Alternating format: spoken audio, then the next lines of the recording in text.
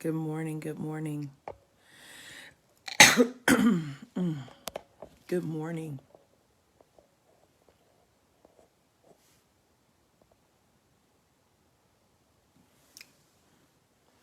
Good morning, good morning, good morning.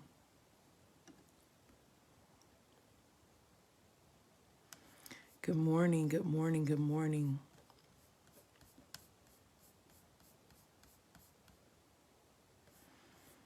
Morning, morning, morning, morning.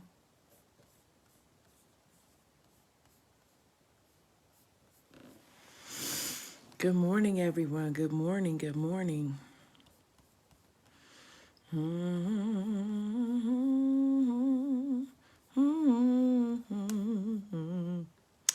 Dr. Monica, I'm sitting here scrolling now, and I think I should just ask you which which are you feeling led or might best suit us for this type of communal discussion? You have more than several books that we can choose from: Making a Way Out of No Way, A Womanist Theology. You have Bipolar Faith. We can even deal with the article Must I Be Womanist, which deals much more around this idea of third wave womanism.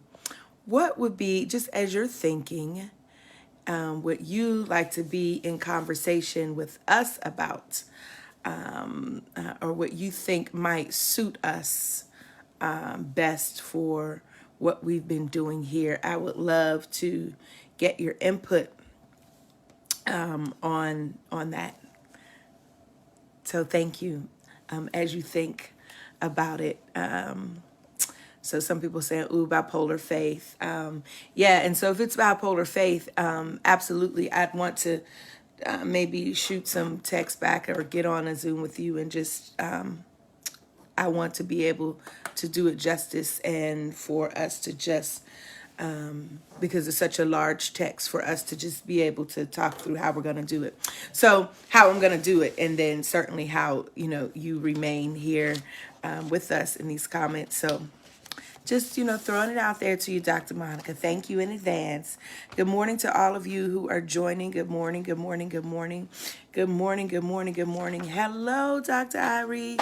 So good to have you back here live, to see your name. Monica says, I think making a way holds with the conversation you've been having, but I could do bipolar faith too. I know that's the issue. Okay, because here's the thing. Let's go with making a way. Making a way beginning next week, the first Sunday in November. So friends, go ahead and begin to purchase your text. Dr. Monica Coleman's Making a Way Out of No Way, A Womanist Theology. And remember here, okay, that's good. That's good too. Dr. Monica says a paperback of Bipolar comes out in February 2022. So to save the audience money, making a way. Ashe. Okay, making a way. So go ahead and get your text as we wrap up today's Too Heavy a Yoke. My book finally came, and we're encouraging you to use something other than Amazon. So if you want to go ahead and get it now, although I understand I'm asking you to get it today to be ready for Sunday. So, I get if you need to get it fast. But I've been ordering my books from Karis Bookstore in Atlanta, Georgia. And Dr. Shaniqua Walker Barnes gave us... Ooh, Natasha, do you remember? Was it bookings.org? If any of you remember, go ahead and get your book. Oh my goodness, how good it is to see the name of Reverend Pastor Chenda Ennis Lee. Listen, I wish we were in the building together, because I would just be clapping and ask us to clap it up. Sis, is so good to see you here, getting back some of the energy and the love since your family transitioning to my hometown, and since one of your daughters being treated, which you've shared publicly, for appendicitis and having to be in the hospital. So you having to deal with her being in the hospital, children being in school, in a new city, spouse in a new role.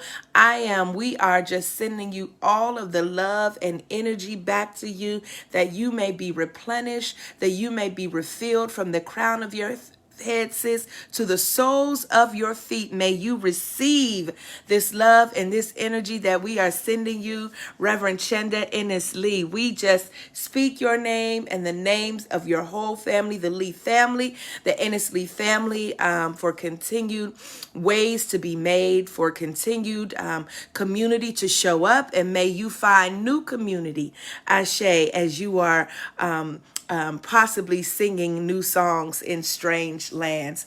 We love you so much.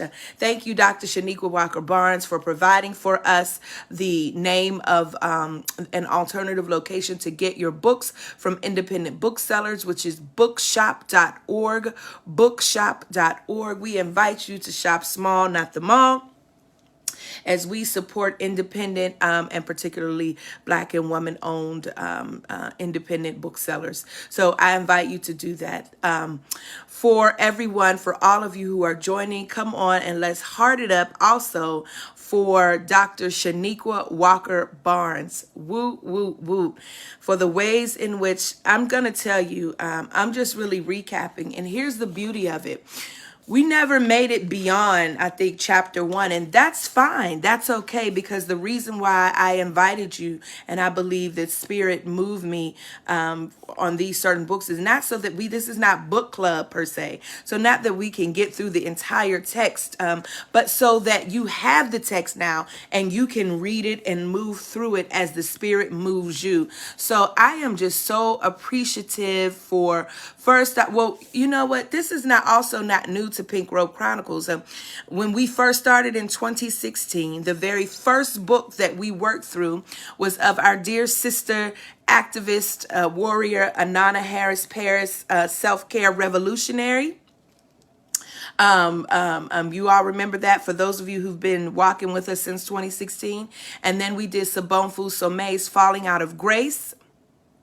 And then we did Dr. Lisa Allen McLaurin's Development Comes Before Deliverance. Hey, my goodness, today, look at us, y'all. Sometimes you got to call back your history. This is not anything new for us.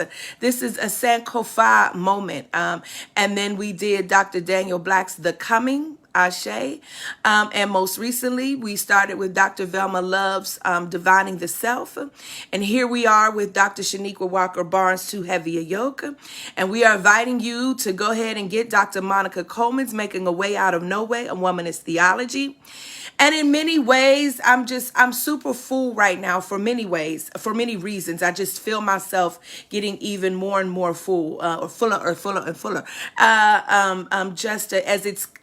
I am speaking back, sometimes you just got to recall, you got to call back. Hey!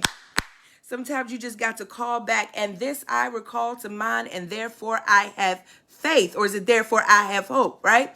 And so I'm just thankful for this witness, for the ways that we've been showing up, that we've been present without, super, stringent organization, but also Dr. Susan Smith, for the ways that the Spirit has showed up and allowed us to see that Black women's texts are sacred, right? And if I am being disruptive, I am also being subversive, as I am placing Black women's writings, Black women's texts as sacred, that they are interlocutors with the Bible, that they are alongside the biblical text. And I am just really, really thankful for this community that is walking with us, because I acknowledge and understand that there are seasons.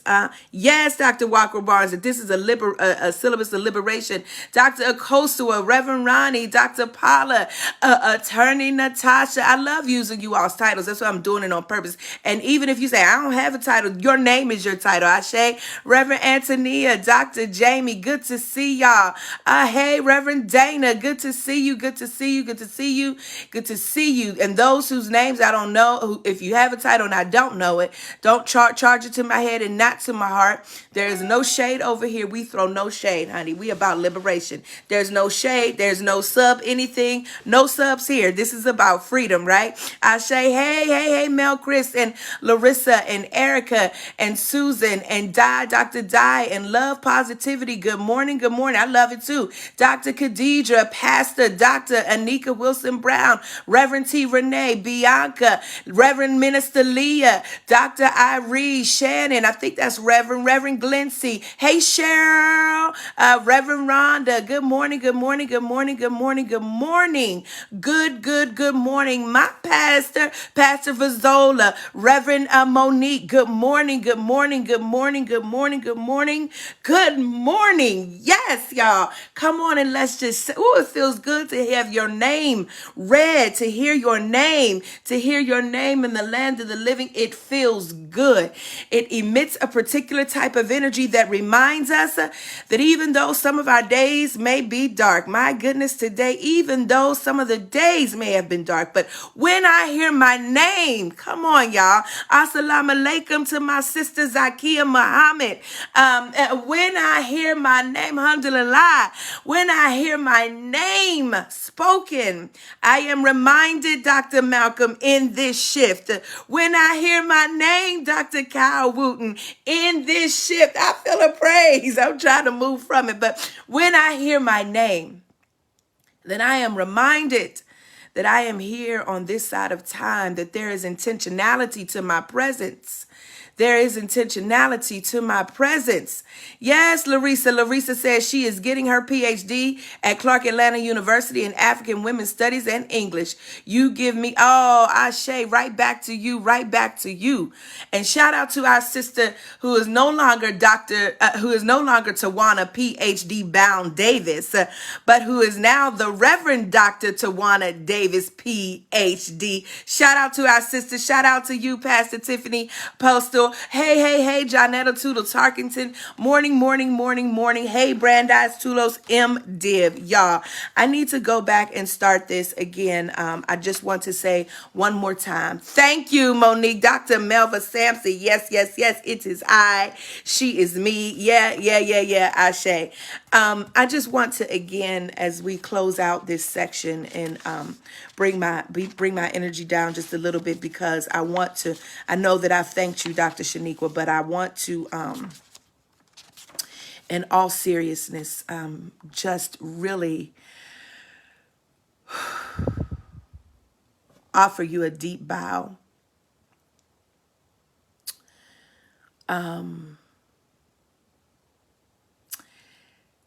This text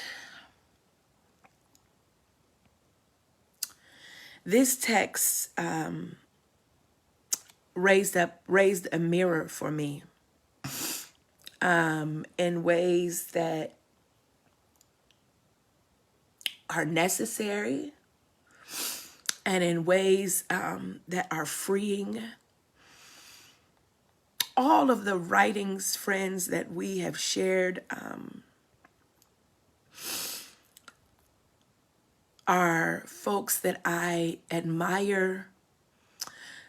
Hear me, not put on a pedestal, but admire. I admire their writing.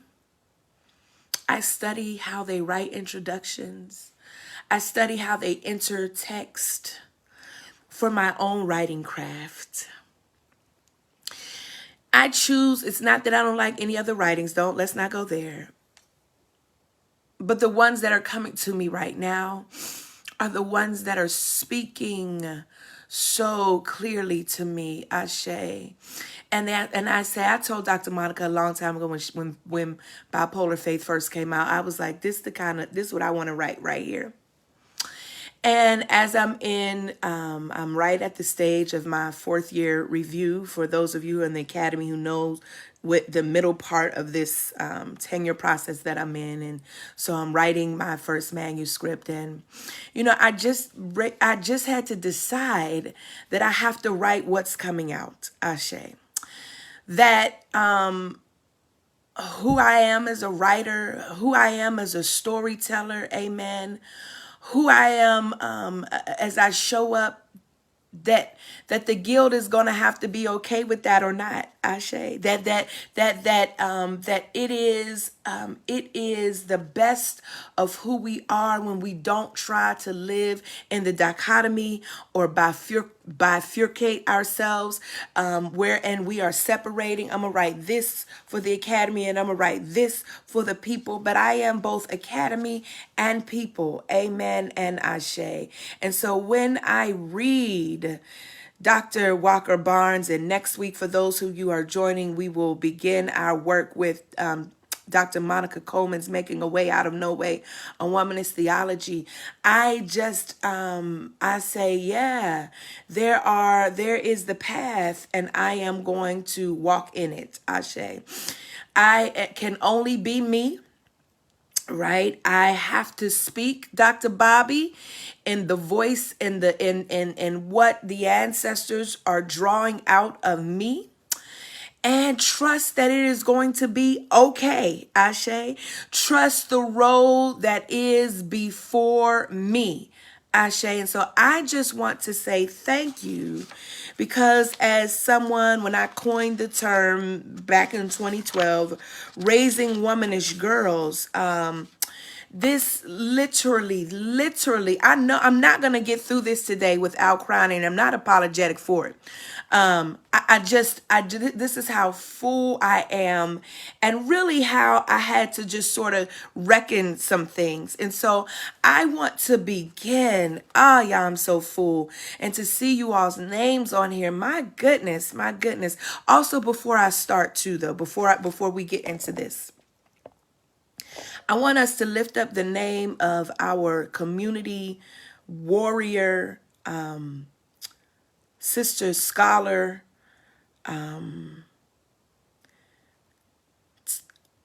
community warrior, sister scholar. Just listening for the spirit as what to these identifiers.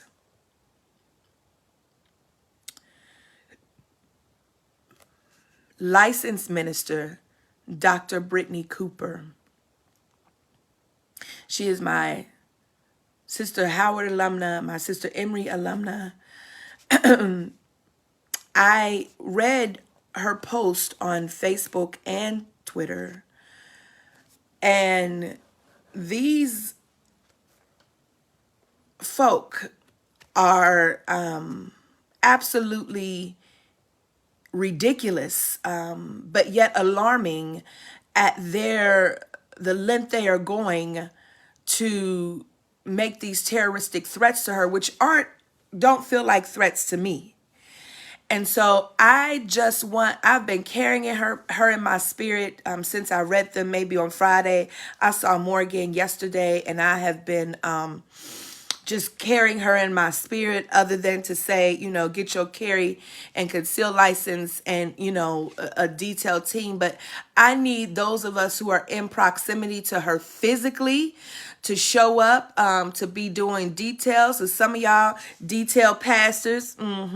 Some of you all, I need for the community folk who know the fruit of Islam. I need folk to gather around her and to one, hold her name in your spirit, and to absolutely pray for her, pray for her protection. Pray for her ancestors to keep guard around her. I pray specifically calling up Ogun, the Orisha of technology and war. I'm calling up particularly the energy of the Orisha Shango, Ashe, for the transformative winds of Oya to really be camped around her in all four corners, that wherever she goes, she would be protected, that wherever her feet might touch, that she would be covered. And not just for Dr. Brittany, but for all of us, Ashe, for Ronnie Galvin, for myself, who just was quoted extensively in this news article on Saturday. I started receiving emails. I took my social medias private. And so this work that we are doing, this work that we are called to do, is not a game. This is not that pithy Christianity where all you got to do is believe in your heart, Ashe, and confess with your mouth. But the belief in your heart and the confession with your mouth is followed up by the action of your feet. Ashe, The belief in your heart and the confession with your mouth is often and should be followed up by the action of your feet. Walking, marching towards liberation.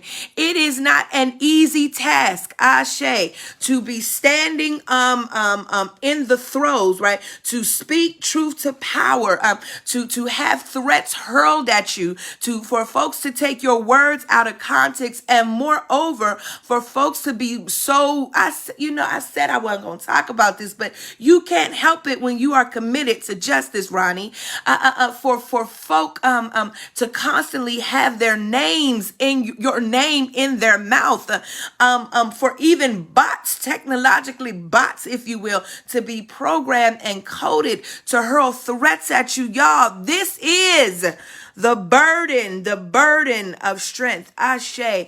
And we just want to let her and all of us who walk in this way not just offer our prayers, but that our spiritual technologies have the ability to call things into being, that our spiritual technologies, when we gather them together, can shift some things. Talk about making a way out of no way, baby. So let us just go forth in this week, lifting her, lifting all of us, lifting me, lifting all of us who do this work, who go against the fray, who follow the way, in prayer. Ashe, Ashe, Asheo. I want to go back as we conclude our last, just as we continue to pray for Dr. Shaniqua Walker Barnes when they came for her, right? We need to remind those who are being come for that there is a community around them, a community of support around them, right? I say we listen. We need to do that. We need to, period. That's just it. An ill-fitting suit of armor. We had to rush through this on last week, and because we were close to end, and it's already 8:30, but I am going to actually go through this again and read it again for the sake of those who were not here and did not get it. You can always go back to Robe Chronicles Facebook page and watch the series.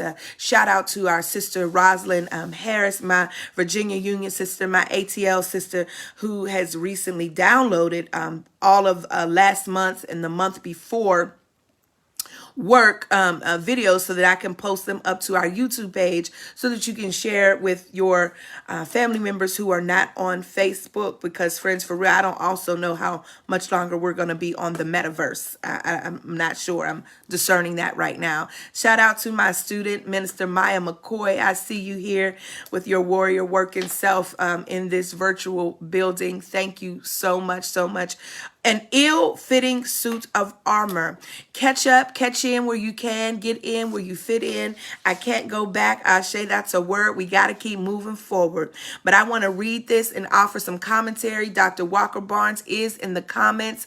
And again, remember to get your book for next week, Making a Way Out of No Way. Dr. Monica Coleman, a part of this community, will be in the comments, just as Dr. Walker Barnes has been, just as Dr. Velma Love has been. I do not, again, count it robbery that they are a part of this community. An ill-fitting suit of armor. Listen for a word from the Lord. While each of these core features, emotional strength, caregiving, and independence, can have both positive and negative elements in the ideology of the strong Black woman, they become bound together in a way that stifles authentic self-expression. In other words, the strong Black woman is not an authentic identity. It does not reflect a woman's true self. Rather, it is a role that Black women play, a character that they represent, or a mask that they wear. Or perhaps most appropriately, it is a suit of armor, a protective covering worn by Black women to mitigate damage from a hostile world that constantly assaults her character with degrading images and stereotypes. I want to go again, that perhaps this metaphor of the strong Black woman is a suit of armor. Put on the whole armor of God. Put on what is the breastplate of the helmet of salvation and the breastplate of righteousness, and let your feet be rooted in truth. And so some of us begin to take this armor and conflate it with this armor that we read about in Ephesians. But what Dr. Walker Barnes ultimately shares with us is that when we wear this suit of armor that is most visible in these metaphors like strong Black woman, that it becomes this protective covering that we wear to mitigate any kind of damage, right, from this hostile world. But the problem is that oftentimes we don't know when to take that armor off because we are often always in battle mode. We don't know when we are in peacetime. And so we constantly wear this armor in seasons where the armor isn't required, or at least certain parts of the armor isn't required. Because the armor, when you wear something to protect you, you often can't see beyond it. You often can't feel beyond the protective suit that you have on. And when you can't see beyond it, when you can't feel beyond it, beloved, oftentimes it means then that you are operating against the season that you're in. What does that mean? It means that first of all, come on, Melva, slow this train down. From the rip, most of us are at battle when we come out of the womb. We are at battle. It is a war, ashe, collectively and individually. Because of the result of that need to be in a constant position of defense, our defenses that we use to protect us in moments where we need or desire to be vulnerable, the moment where we need to show some emotional what's the word where we need to show emotional vulnerability, we are unable to do so because the armor has been so heavy. Am I making sense? Is Dr. Walker Barnes making sense? I say yes, she is.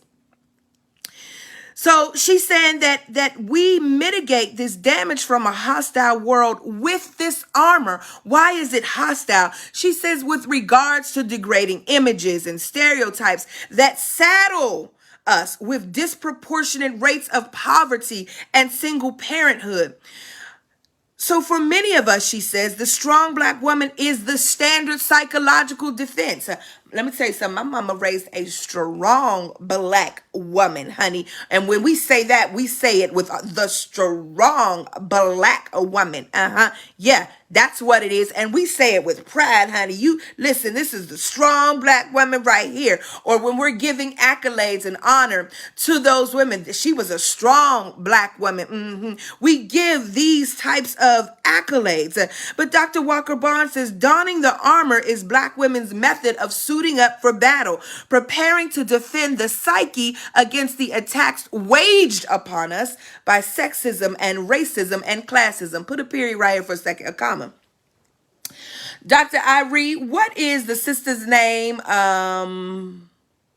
the AME pastor, woman pastor, who has been preaching now outside of her church for a couple months because the leaders, the all male leaders of her church, refused to give her access to the church building. And now I am not AME. So, don't y'all AME folks come for me, but there is something I am confused about. I am confused at what appears from me on the outside as a non-AME person. I am confused why it appears, I'm choosing my words wisely, why it appears that the bishops and the district superintendents are silent. I'm confused. I am confused as to why no one has demanded, since they placed her there in the first place. I am confused why no one has demanded that she be given entry. I'm lost on that. Listen, I am super lost, and I need you all who are AME, right, to do more than just to be passing her the flyer around with her Cash App. I did that. I need y'all to be writing whoever the people are that you need to write to demand. I need some of y'all to pull up on that sister's church and pull up on them people to demand something, right, happens. And so imagine then the kind of armor. Imagine the kind of armor that this sister now has to put on, along with how she's already been activated to stand in this position of strong Black woman, and how many of us will place upon you be a strong Black woman. Go on, just stand out there and preach. God bless her, because it wouldn't be me. Yeah, no. Listen, y'all let me know when y'all ready. And the fact is that she's also not been getting paid. It's a whole problem.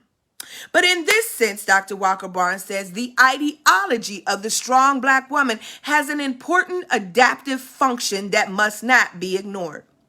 Black women have donned the armor of the strong Black woman because it has been, to a considerable extent, the most effective means available for coping with stresses of our existence. It has been the most effective means for us to cope with our existence.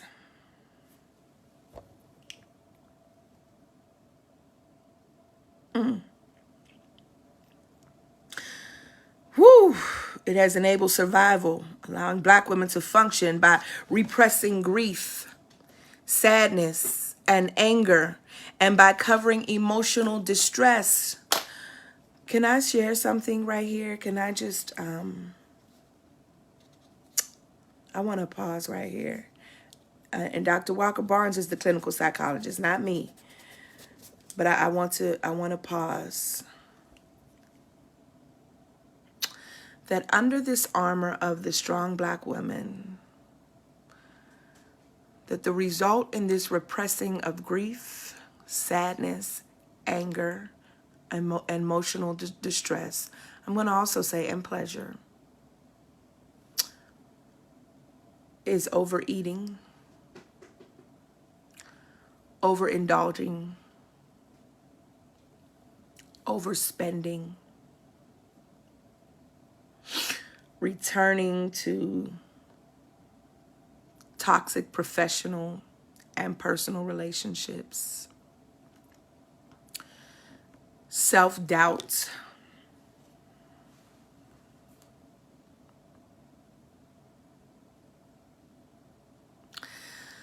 so in one way, while it functions, it functions to enable our survival. In another way, it is destroying us. It is killing us. And I think that's our point.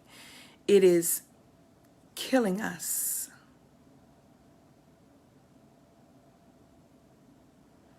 Diabetes is killing us. High blood pressure is killing us.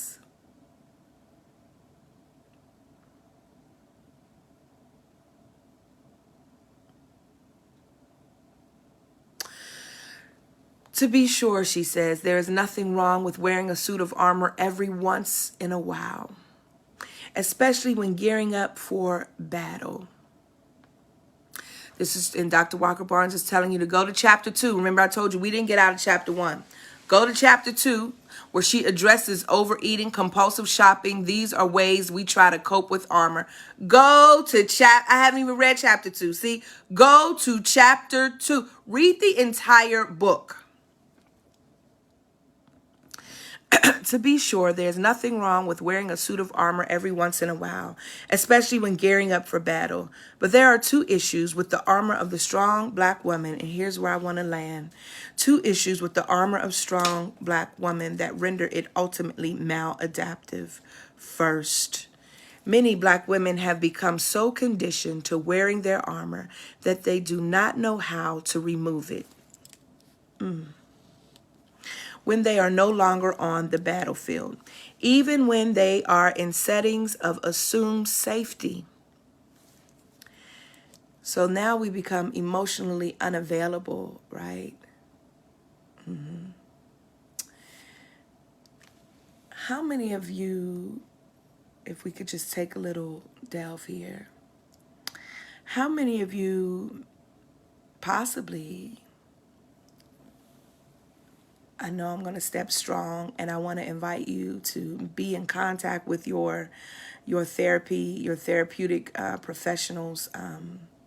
How many of you possibly were raised in families of folk who were emotionally unavailable?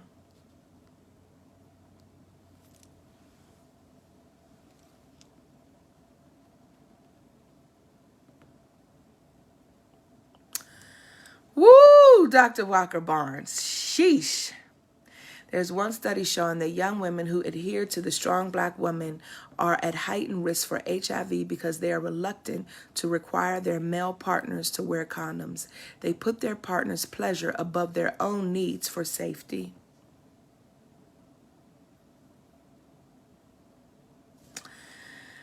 Being raised in communities where folk are emotionally unavailable. And so Dr. Walker Barnes' work here helps us to just walk back, right?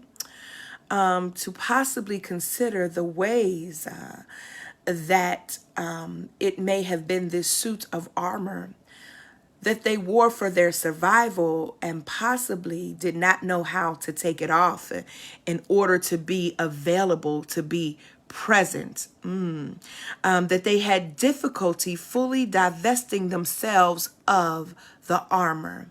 Does that give us another, it doesn't make it right, but this should give us another perspective, Ashe, that they remain in a defensive mode, guarding their emotions, refusing to rely on or trust others, and keeping people from getting too close to them. Thus, the armor of the armor of the strong black woman shields black women from the threat of devaluation, but also keeps them from the type of authentic self-expression and intimacy that are necessary for optimal and emotional health. I want to go back. Thus, the armor, Reverend Verzola, of the strong black woman shields black women, Maya, from the threat of devaluation, Andrea, but also keeps them from the type of authentic self-expression, Chelsea and Carmen, and intimacy that are necessary for optimal social and emotional health.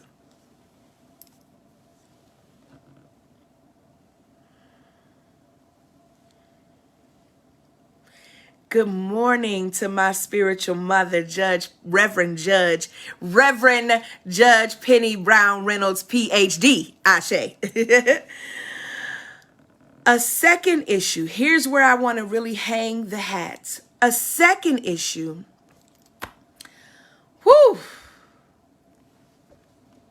a second issue with the armor of the strong black woman is that it is not of our own making, God.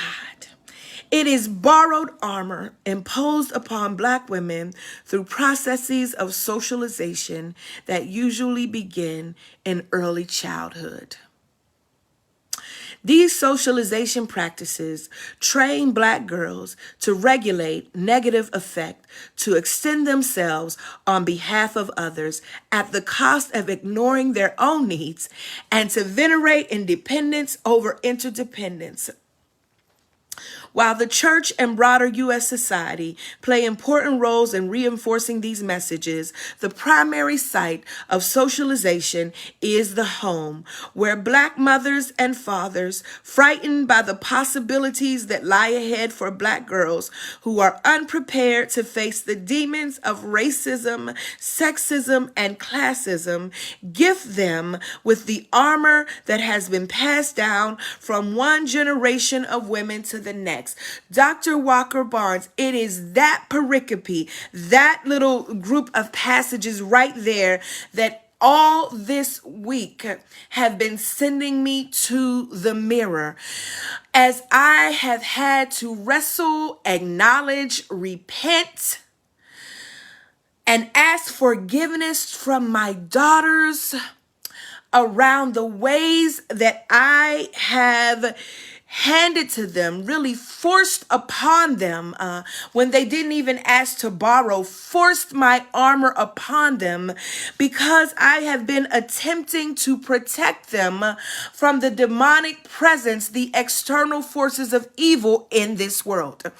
So there I realized today while sitting in the principal's office, bringing this altercation, the physical assault that our daughter endured to a close, trying to address this trauma with school administrators, the school counselors, the parents of the other young woman and the young woman, I looked and saw how the armor that I had placed on my daughter, hear me now, hear me, because I need the armor that I placed on my daughter, which has been, if anybody hits you, you have our permission to drag them. I'm talking about so they never get the taste in their mouth again, to even feel like, to even think like they might want to come for you. If anybody puts their hands on you, if anybody spit on you, if anybody comes for you, I don't care about suspension, friend. You have your parents' permission to take them down. Like now don't go looking for it, but baby, if it comes to you, if it comes to you, sometimes my grandmother used to say, sometimes you got to give the people what they asking for. This is the armor that sheesh. This is the armor that I forced upon both of our children because it was the armor that was given to me. It was the armor that not only was it given to me, right? But it was the armor that I had to lean into growing up where I grew up. At one point in my childhood, living in an apartment complex, a subsidized apartment complex filled with mostly single mothers who were working all day. Children were left to just doing what we do, just being all over the city. You know, I was my mom's only child, and there were days I was so triggered because I remember being jumped, right? I remember being tricked into believing that folk were my friend and taking the bus somewhere and going skating only to realize that it was the diversion, it was the plot, that they had lured me out to this skating rink only so that they could attack me. I remember having to jump in the middle of the street and wave a car down and ask, could I get in? Could they take me to safety? I remember leaving high school thinking that there was a fight for somebody else, only to recognize and realize that the group of girls were following me to fight me, not somebody else. I remember. And so these moments, as I was getting ready for them to be in middle school and in high school, I've just been arming them, just giving them my armor, and if this happened, and where's your clap back, and be able to stand here. And so when our oldest daughter, when our oldest daughter said, I made the choice not to hit back, Can I tell y'all the truth? Something in me felt like I failed. Can I just tell the truth right now? Something inside of me felt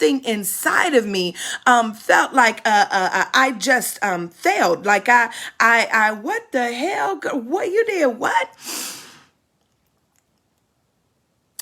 And in that moment, in that office, in that school, when her anger did come out, I allowed it to come forth because what I realized was this was her decision.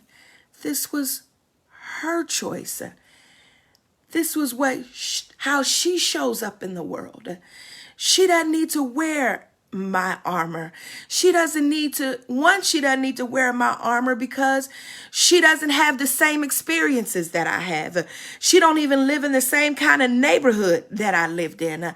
She doesn't have to show up like I would show up or like I did show up. And the more I make her wear this armor is the more I am overcrowding her with me, is the more that I am stunting her growth and her ability to live into who she is, and the more that I am choosing to disregard her agency and her ability to show up as the free young woman that she is the more that I'm saying that I know what is best, is the more that I'm saying that clearly spirit could not be speaking to you, is the more that I'm showing her how to guard her feelings, how to guard her heart, not how to be vulnerable at times and show her emotional fluidity and not to be stonewalled. It was in that moment, y'all.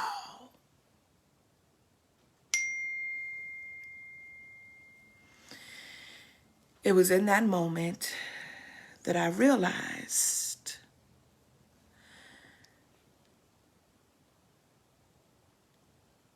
that my burdens aren't her burdens to carry.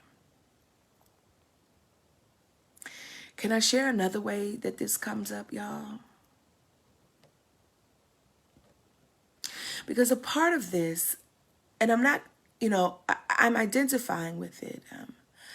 But a part of this, it's survival from slavery, right? It is the ways that you have to survive because of the demonic in the world.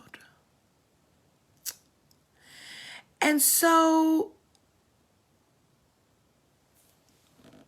another way that this shows up.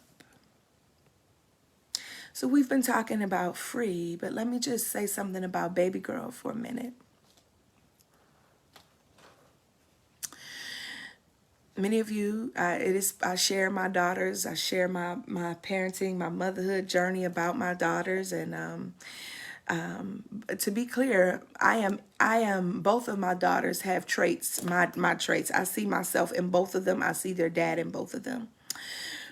Physically, Free in my eyes looks like her dad. Phoenix looks like my grandmother Inez. Inez, feisty. Cut you with that tongue in a minute. And I see that in Phoenix. And I would also, and still will, if I'm provoked, if I'm prodded, or if I make the decision to. And so because Phoenix physically looks like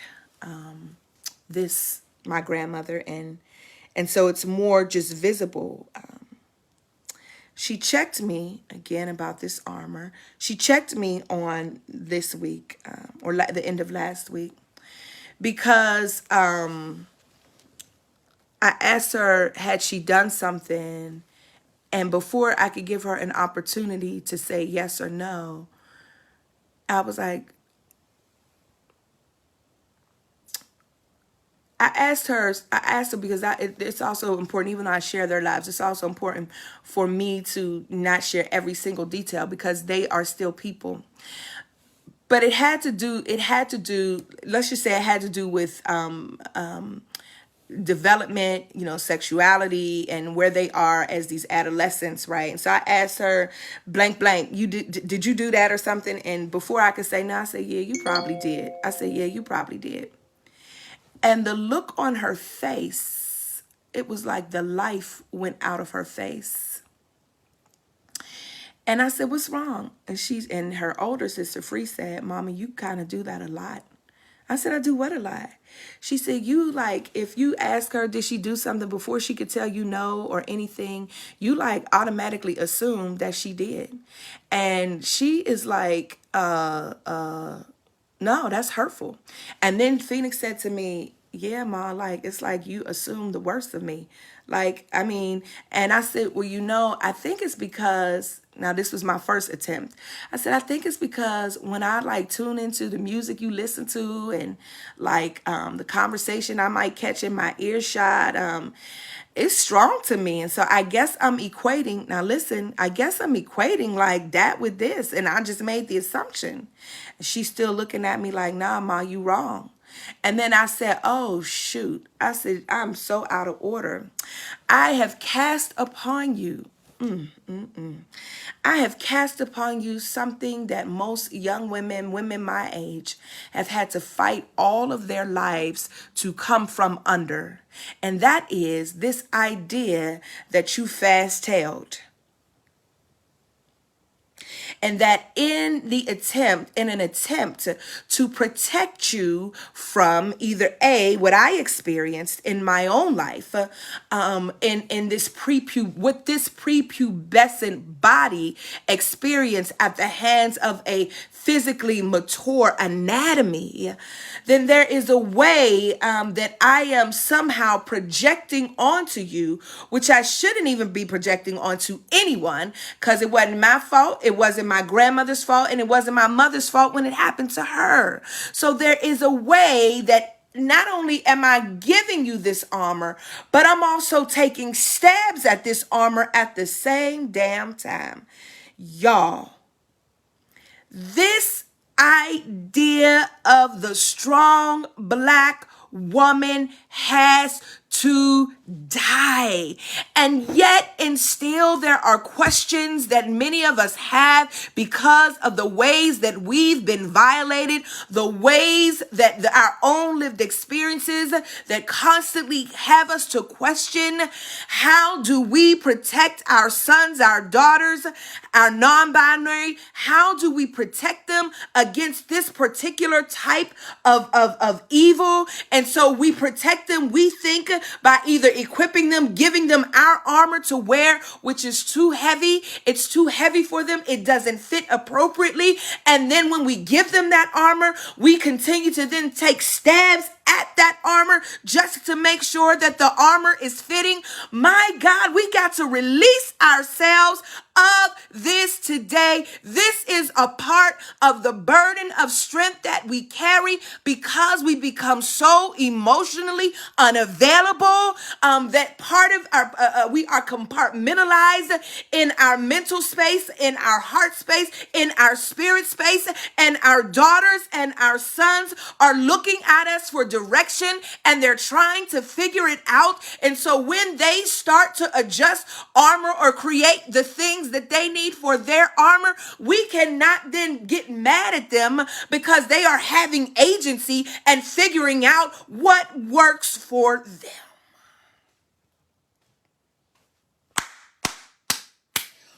Dr. Walker Barnes, you messed me up this week in a good way. In a good way.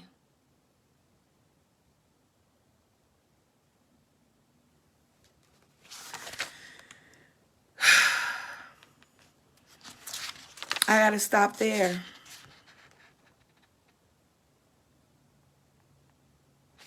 Well, let's stop here on page 38 with Dr. Walker Barnes' narrative. Let me speak this word right now, though. Let me look clearly. I want to speak this to somebody right now as the Spirit is bringing it to me.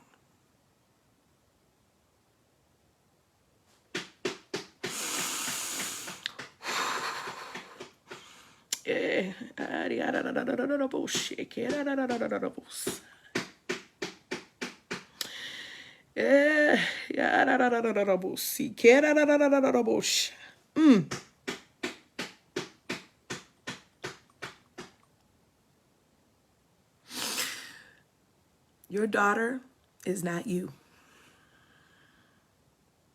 You were not your mother. Your mother was not her mother.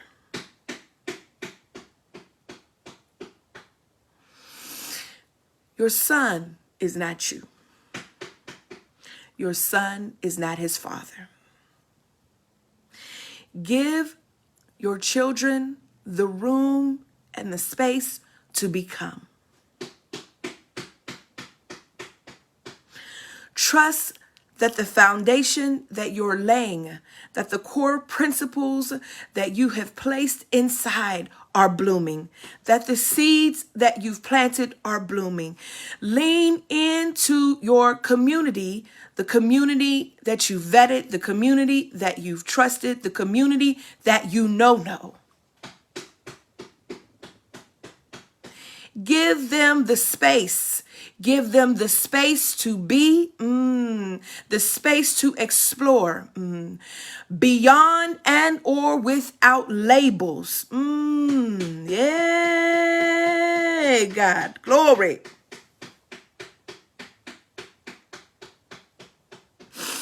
Just be present when they come to you. Be open and ask them, how do you want me to show up in this moment? Are you coming to me because you want my advice and you need my direction? Or are you coming to me because you need me to listen? Woo!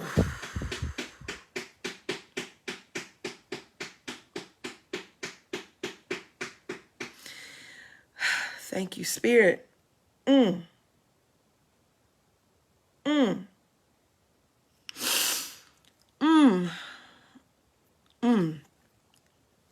Yes, Dr. Ari, it means that in order for our children to have the freedom to become, it means that their parents need to deal with their stuff, Ashe. And that's a part of it, is that we've not dealt with our stuff.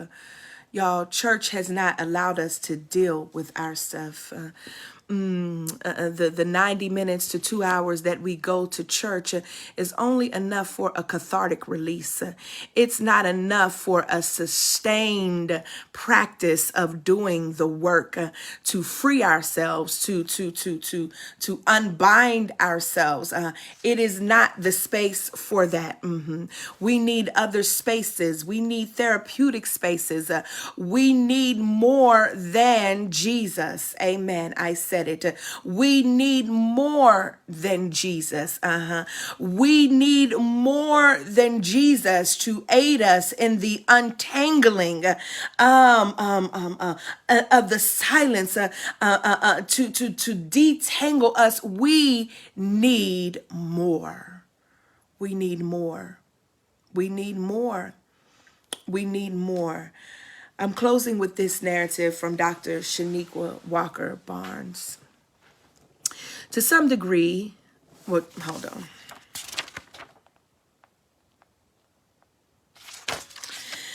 The strong Black woman is also a prescriptive identity in that, this is our last piece, I'm closing out. The strong Black woman is also a prescriptive identity in that it is not adopted as much as it is imposed.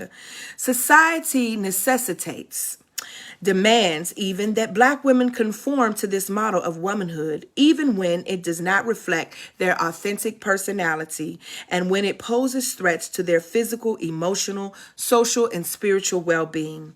Black women who dare to shake themselves loose of its grip and vocalize a need for support may be greeted with condemnation of their weakness and admonished to get it together.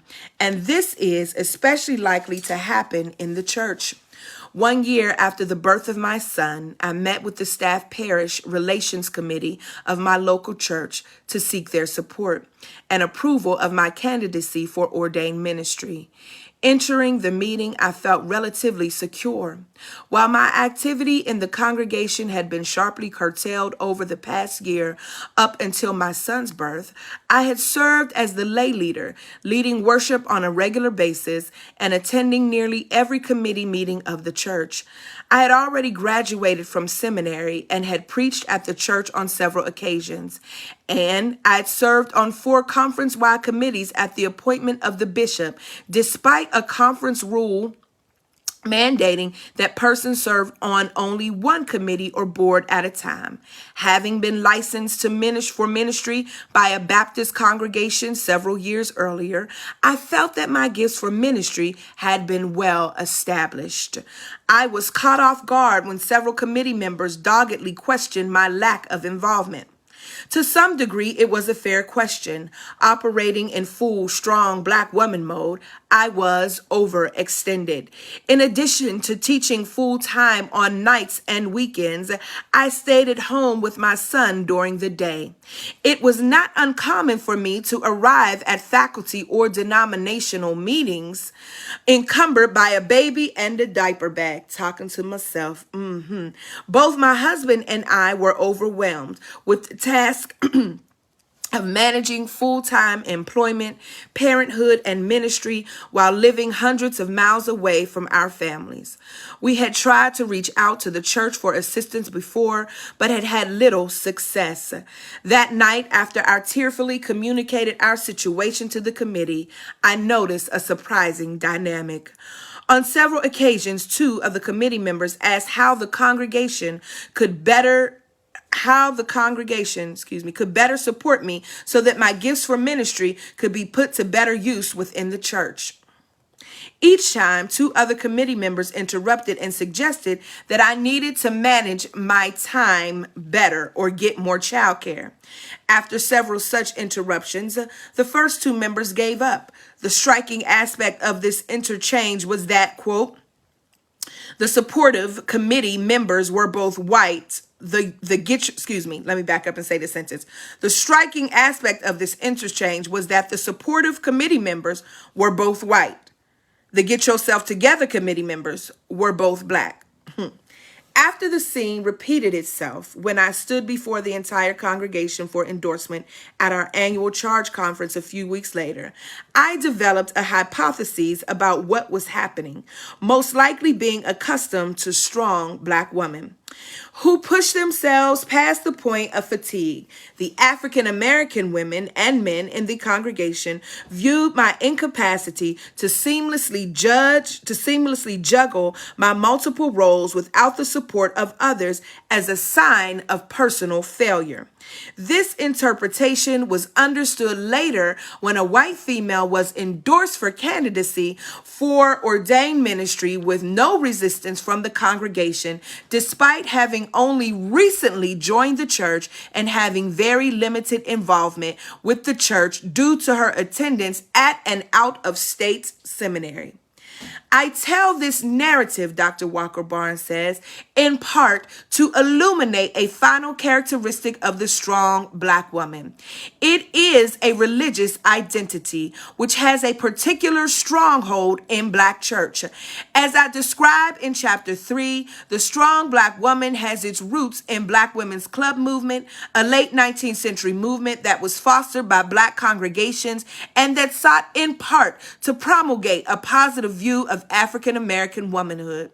While not an official theology preached by the black church, the strong black woman has been propagated as a Christian ideal, and scripture has been read through its lens. We have only to consider the titles of two favorite hymns of the black church to illustrate this point. Long as I got King Jesus, I don't need nobody else. And I'm happy with Jesus alone.